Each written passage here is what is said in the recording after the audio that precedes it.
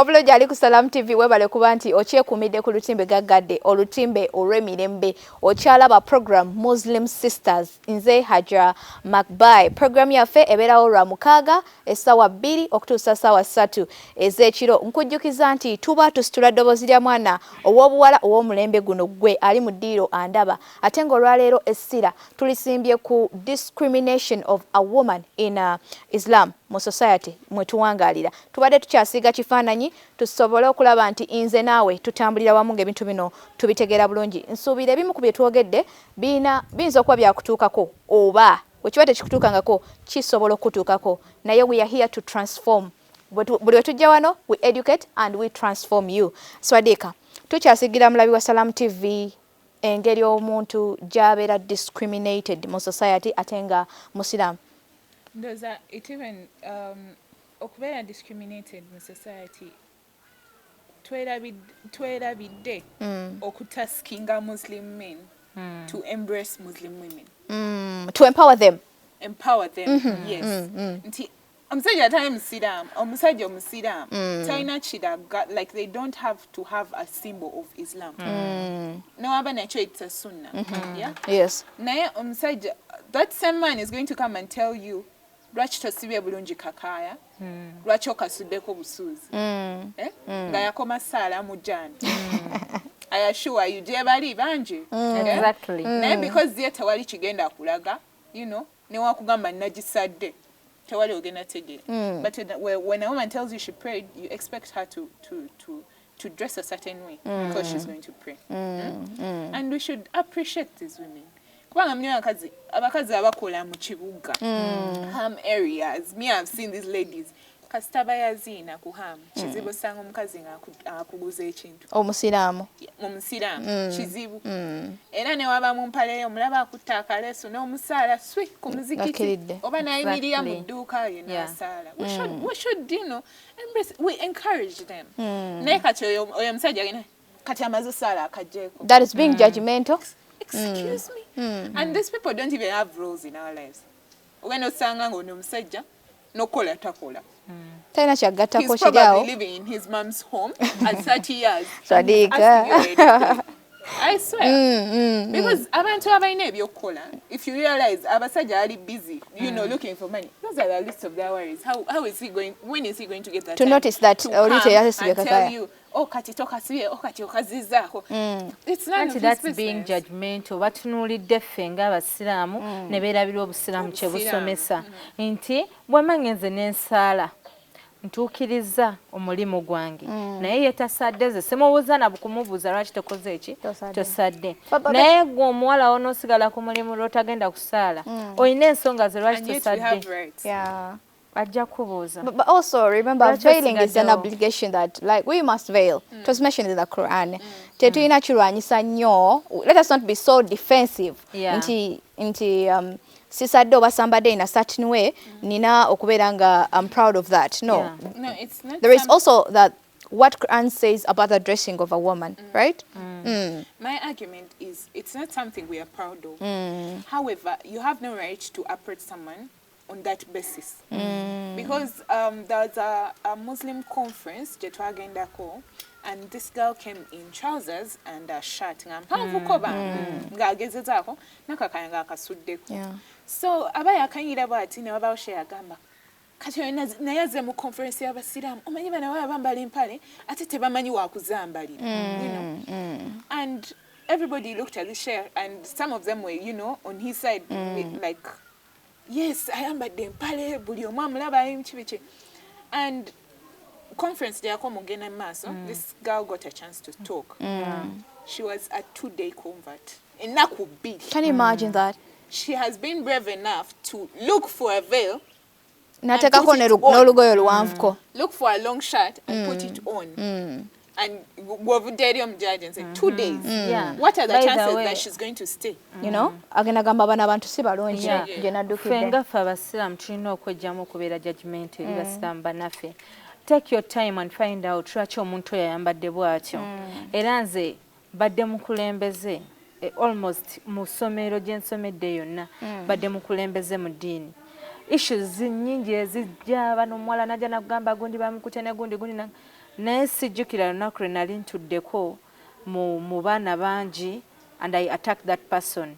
Ebiseera ebisinga kiba kirungi n'otuukirira oyo omuntu n'omubuuza why kino kyaze kitya, lwaki kino kyabaddewo, cause ffenna tukimanyi nti obusiraamu ffe ng'abakyala teekwa okweveyiringa era tuteekeddwa okwambala obulungi mpaka ku bigere byaffe, teeka gye tuli okola ki okweveyiringa. So omuntu atalina nnyo kumanya kusingawo agenda tunuulira omwana omusiraamu ateeveyirinze atandikirewo omujajinga naye nga tamanyi yayingira ddi obusiraamu, tamanyi kikyamanyi ku ddiini.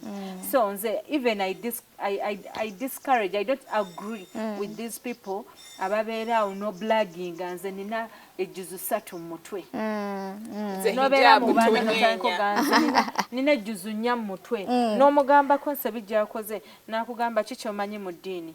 True. They use it as a defense mechanism. By the way, abantu bakyaswala nnyo. People with that mentality. Yes. Because now the rate at which people are learning Islam has never happened in the world. Yeah. Exactly. But then Allah talked about this what is happening right about now. Abantu bagenda kuyingira obusiraamu mu bibinja na bibinja. Exactly. You're going to scroll down TikTok and in 10 minutes you're going to have at least 3 hadiths. So exactly. Yeah. If you're interested. And the du'as. Or you're muntu ogenda musanga nga 1 year ago oba wali omusingira wala, you know, you made them feel small. And now you're going to say something and they're going to challenge you. Yeah, very. Exactly. The thing I'm talking about, fena kimanyi bulungi omuntu yakayingira obusiraamu jjukira ye aba ayiga kipya aba n'omuliro mungi kati wana kusanga nakugamba Hajara lwaki oyambadde bubi lwaki teweeveyirinze notanka omugago wakayingira nawe obusiraamu. That is a blow in the face. Just take it in your head, in your mind. Omanye nti n'obusiraamu bwange bulina okundabikako. Obusiraamu bwange ntambula nabo everywhere. So lwaki ojjako akakaaya? Lwaki oyambala bubi? Olw'okuba ggwe okimanyi nti ndi musiraamu tewali alina kuŋŋambako. Yes, we Muslims, we let people we should judge be proud us. to be Muslims. Kubanga, yes, because byetukola bikontana ne byetusoma. Ebyensi n'eddiini byawukana. Ogenda sanga omwana w'omusiraamu ayambadde bubi, yes fine eswala azisaala. Ffenna tukiraba. Naye ogenza omugambako nti munnange osaala mashallah naye tereza mu nnyambala dress code mpola mpola adde mu kugamba ye walina aya chikiriza naye before you approach someone soko tunulira omuntu go approach mulimu omuntu nga mukyala mukulu alina emyaka tugamba 25 amanyi obusiraamu, she has been around, she knows what to do. If she's not doing it, omuntu ngoyo, me, I would not advise you to approach. No, I'm just saying. Leka nange malo kuwabulamu. Jodi okwogerako obusiraamu buno tebuggwaayo. There is my friend nali njogera naye ku simu. Nemugamba nina hadithi gye mpuliriza ku TikTok. Wemaze giwuliza ne ngamba ya Allah lwaki ogindeetedde. Oshtegera because people expect me to know everything. Naye when nagiwuliza, in fact yali ekwatagana ku gusul ne chi okunaba gusul n'okunaba janab katinga the only thing Allah kyayogerako nti nno wotajja kujjayo nviirizo janaba olw'ensonga eri continuous naye gusul olina zijjayo. Allahu Akbar. Natunula nengamba mukama oba mpuliriza yaki. So that means edini y'obusiramu tekola ki? Tegwayo. Not only that deen, but okumanya tekugwayo. We should always get out of our comfort zones ne tunoonya. Because at some point ogenda gendo wakane ku kintu nga tokimanyi omuntu ajja kugambe then ofune entonda. That's why mu Qur'an Allah tugamba fefe nyini abasiramu tunoonye okumanya wabula tetulinda kumanya tusanga wetukola ki wetuli. You've got a chance omuntu azze wookolera akugambyeko Hajara kino ne kino eddiini tekikiriza olina kikola boti ne boti ne boti lwaki omuwa attitude embi muwa attitude ennungi waavaawo ogambe Webulirire. No, olaba the point I'm Challenges. driving, the point I was driving, the way you approach a 25-year-old akulide mu Muslim environment, and you call it something contrary to Islam, well knowing it's not the way you approach someone who was converted at 30. Exactly. However much bombi bantu bakulu mo, Yeah, and it is not the same way. I think also if the effort is there, or what that asobola beating or 25 yakulide mu dini, Exactly. like you know, it Exactly. depends Yeah. on the energy you put in. Energy you put in to learn your religion. Yes, yeah. Ye driving and actually ahead. But Yeah. on a serious note, abawala abasilamu bavuddeyo, they have tried to embrace Islam. Ah, we They take have a tried credit to for learn. that. They have tried to learn. It all about darasas about women will be like this. Yeah. Yeah? Yeah. However, chino chitutekawa as Muslims nga abawala aba attending the darasa the 80% and the men are 20%. We are doing our role and men are still stagnant. Yeah. Yeah. And I think it comes wetudda ku side ene ya marriage. Why are Muslim women discriminated against in marriage? Because that's all chili. And why do Muslim women opt for non-Muslim men? It comes down to men looking for information. There is a society ejjuza abasajja ng'abantu abatuukirivu. Exactly. We as women have to work thrice as hard as a woman, as a Muslim woman, and above all, as an educated Muslim woman. Because kati n'okusoma kyafuuka kizibu. Yeah. Oyo muwala yasoma omutwala wa. Alina olugezi Ajja okutawaanya. Exactly. Yeah? We work thrice as hard. 2, Muslim men have a sense of entitlement. Yeah, mani, because he's a Muslim and he approaches you and you ask him, naye kati, and he tells you, oh, I want to marry you, and you ask him, naye kati oyagala kumpasa. Like, tell me more about yourself. Yeah. I'm a Muslim man. Nze ni musiraamu olina And ekira it's kyoyagala. something to boast about. They feel like I'm a Zay because... And There's more to that. There is more to that. It's Yeah. not something you just go to a Ogenze no via no again. No, this is by a the way. lifetime commitment. Thank you. And they're not understanding it that way. Yeah? See, I know we're a certain level of financial Stability, discipline, yeah.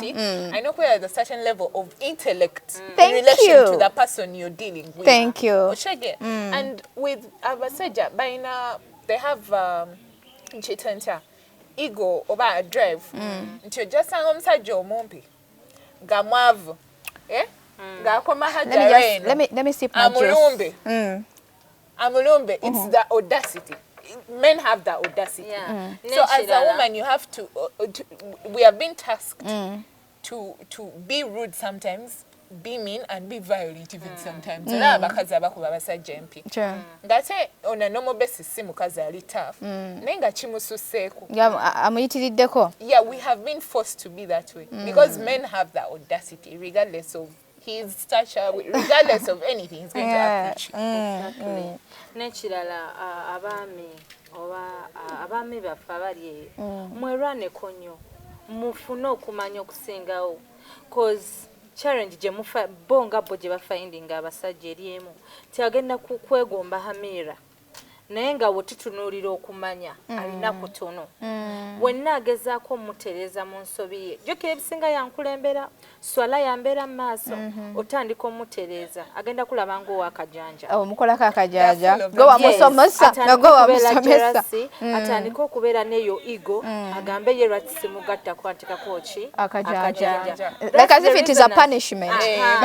Yes. Noleeta omwana wabendi owokubiri omulese kukosoona. You know? That's the reason as to why ogenda laba abaana b'obuwala abasiraamu panaawo mashallah abaana batrayinza abawala okuvaayo ne bayolesa obusiraamu bwabwe ne bayolesa okumanya kwabwe Despite the circumstances. The rate at which Muslim ladies are getting married. naye era still ogenda basanga nga when they are choosing the right men, the right husbands, tebagenda kulonda batamanyi era nabo baagala abo abamanyi okubasingako. Yes, they don't expect me to have a degree and go in for. I mean, So- okay, I could also look at the reasoning. Mulimu ebintu ebitali negotiable. Things like what? Financial stability. No, by the way, ladies, they have different ways of framing this. Nagamba sente z'omusajja Inagama financial stability, inagama financial discipline. I usually go with financial discipline. Yeah. Financial discipline is when a man can have 100% of his salary and say this 30% is for my umwala gwenjogereza ngatozi musabi. Exactly. Not as him sir, even at the throughout 2 weeks gazilina nasigala ngazitadawo zizo nazikuwa even when you do not ask. Okay, this person is still going to cater for you. Of course. Exactly. Financial stability is when someone can take care of themselves. Financial stability is so bow nenga ojiyingira tegenda bow. Yeah. Okubeera ne sente chanjalo n'okubeera generous. My dears. Ngatuzeyo ko kumulamwa. Omanyi when you talk about men marriage what so ngetabuka nnyo naffe twende tukyagisobola but wetuddayo ku mulamwa gwaffe kwa discrimination eyaffe ffe abakyala nga abakyala abasiraamu mainly mbadde nze nga nze nsaba nti abaami gye bali bavengayo nabo batugambeko si kibi okuba ng'okola n'omusajja nze I thank God ti abantu benkola nabo abasinga si basiraamu naye banzijukiza esswala n'okusinga abatali bakyala nakubira akasanga bebe osadde. I see, you're responsible. I also went, I actually did my university at UCU. And my friends would be like, oh, Sadi, today you forgot your mat. And they would pack it for me. And like, I'm not supposed to pray, but then like, sit and get and they would feel so happy. You know, like, I think there's a point in my life where I had as more religious in that Christian environment in comparison to a Muslim environment. Because of course. You know you're supposed to pray. Today is Friday. Aren't you going to leave the lecture? I had to like tell lecturers, oh, today is Friday, I have to go for prayers. And they had no problem with it. I'd just stand up and leave the class like once it's 12:30. That is what actually we were talking about in the first segment. Natuli mugamba chitandika naffe. Feffe nyini twesosola. Naye ate bali nakujukiza ne swala. Na shekati ngate wasibye kaka. What happened? Discrimination feffe nyini tusobola ojijjawo.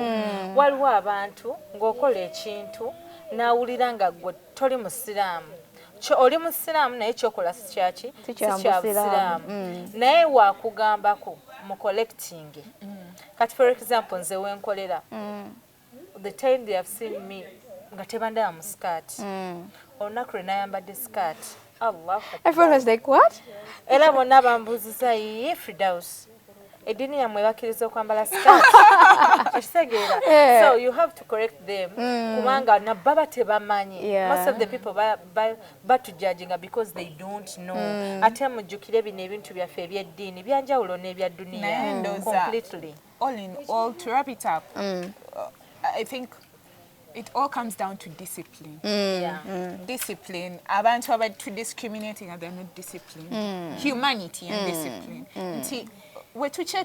Because for Abasiram, we generalize Abatali Basiram, yeah? Because their beliefs are similar to Bataliao. However, for someone to come and tell you, why are you wearing a veil?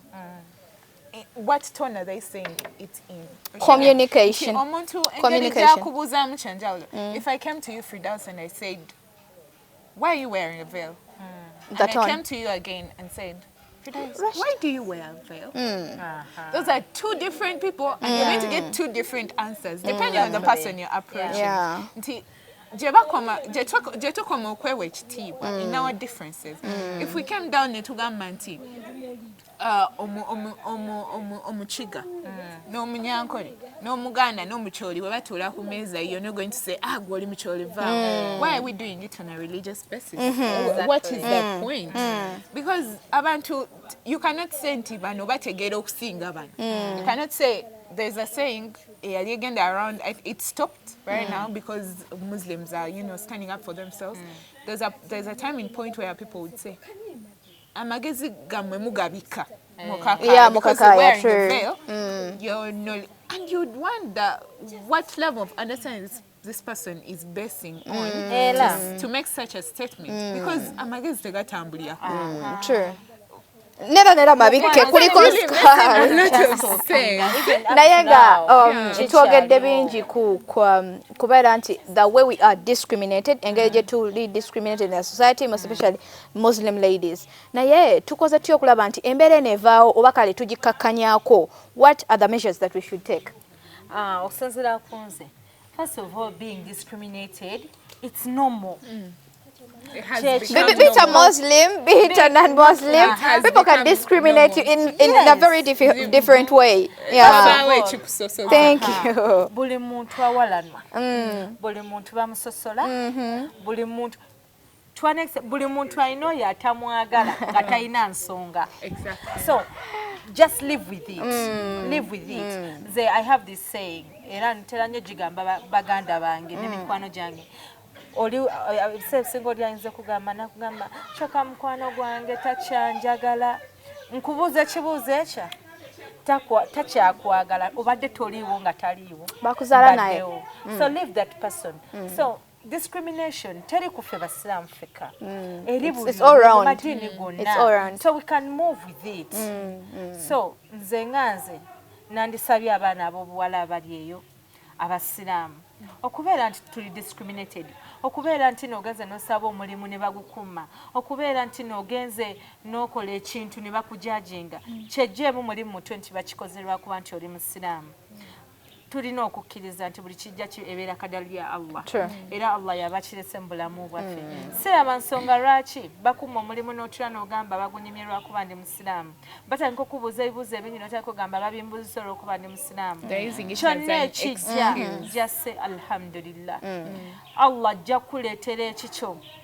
bingi bye tulemeddwa okutuukako naye nze nina that belief era nina mukwano gwange gwe nkola naye ku mulimu manyi omugamba any situation which comes in your life Allah wali once you believe nti buli kyenkola Allah wali everything will be successful Swadika that's it Swadika what measures should we take to stop this act of discriminating the Muslim ladies? I think first of all we just have to understand that we are all basically humans regardless of being a Muslim, regardless of being from whatever religion, regardless of whatever tribe I come from, I am a human, and therefore I bow down to certain human principles. Ngatezetaagisa muntu kuba nti yasoma nnyo right? So we should understand that we are all humans and respect ourselves in our different categories. There is no need for us to make it a ruckus because of a Muslim. You know, she's a Muslim, she did this, she's a Muslim, she can't do this. No, you come down to things that really matter. If it's a job, what did she score? How did she score academically? Because my religion, if it's to affect my ability to work, it's going to be on a basis of like 1%, 3%, 10% or less. So it doesn't really matter. Let's look at people as themselves, not cover them up with what they believe in. You know. So, and above all that, I just need Muslim ladies out there to not use discrimination as an excuse. Exactly. Because you are okay. You have no problem with you. 1. 2, Allah has a reason for everything. If He says this, it is going to be. 3, your qadar is your qadar. If you're going to be rich, you're going to be rich. Exactly. But then you need to work on that. If you're going to be rich, you're going to be rich. You just have to work towards it. And once you play your role, once you do what you're supposed to do, just leave the rest to Allah. I mean, like, there's no reason. If you pray and you still feel doubt, that is a problem. Once you pray and you do your best, you're supposed to leave the rest to Allah. So let Him do the work. To the embracing. You know, we tackle them. Muslim. Go head on. You know, do your best. Understand. Understand that you're working 3 times. A good Muslim. Talk a Muslim. You be everything. Do everything as a Muslim. Don't focus on what people are saying. And remember, the way you portray yourself, the way you love yourself is the way you let other people. Thank you. Hajara, do you know that? Omuntu asobola okuwalana, but the way you behave, abasigale ne bagamba naye Nakakana. bamuwayiriza They have no reason. naye omanyi nti no akadde katuliridde empenda omulungi ali ku Salam TV kansuubire nti olina kyoyizeemu nabagambye nti no I'm here to transform you olina kye weeyongeddeko I'm pretty sure about that naye nga tugalawo show yaffe nkubiriza omwana omusiraamu ali eyo andaba do the right thing Yeah. and then have a bias for action ezo maxims tuzikozesa wenkolera I mean do the right thing buli wakola ekintu ekituufu togenda kufuna buvuyo mu bulamu bwo you're going to attract positive things veil olabe omuntu wana commenting akugwe nti ate biki no I mean do the right thing don't give anyone any opportunity to pick on you assalamu alaikum wa rahmatullahi wa barakatuh